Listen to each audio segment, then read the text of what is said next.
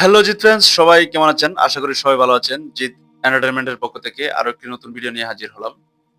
একটি কমার্শিয়াল সিনেমার সবচেয়ে গুরুত্বপূর্ণ দিক হচ্ছে সেই সিনেমার চিত্রনাট্য এবং পাশাপাশি এই সিনেমাটিতে যখন ভালো গান থাকবে, ভালো মিউজিক থাকবে, তখন এই সিনেমাটির হাইপ, এই সিনেমাটির ক্রেজ দ্বিগুণ পরিমাণে বৃদ্ধি পাবে।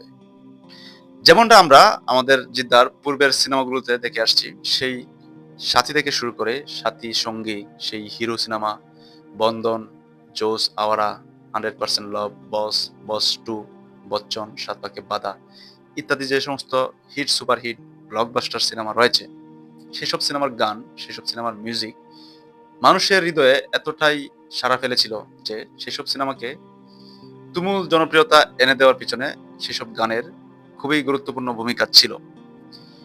সেই সময়ের গানগুলোর মিউজিক, গানের কথা, গানের সুর, গানের কোরিওগ্রাফি এতটাই চমৎকার ছিল, এখনো দর্শক হৃদয়ে সেসব গান নস্টালজিয়া হয়েই রয়েছে।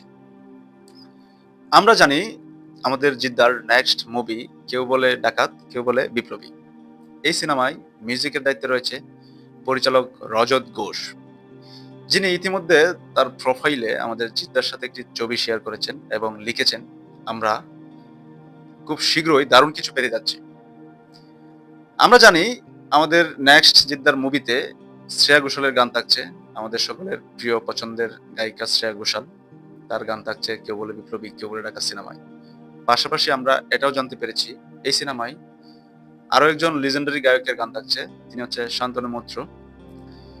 আমরা প্রত্যাশা রাখছি এবং আশা করছি আমাদের জিদ্দার নেক্সট মুভি কেউ বলে বিপ্লবী, কেউ বলে ডাকাত সিনেমায় আবারও দারুণ দারুণ গান পেতে যাব এবং আমরা এটা আশাবাদী আমাদের সিনেমার পরিচালক এবং সিনেমার মিউজিক ডিরেক্টর এবং আমাদের গ্রাসরুটের কাছে এই কেউ বলে বিপ্লবী, কেউ বলে ডাকাত সিনেমার গানগুলোকে যেন খুবই যত্ন করে তৈরি করা হয়, যেন এই সিনেমার মিউজিক, এই সিনেমার গান দর্শক হৃদয়ে সে আগের মতোই সাড়া ফেলতে পারে। ধন্যবাদ সবাইকে, সবাই ভালো থাকবেন, সুস্থ থাকবেন।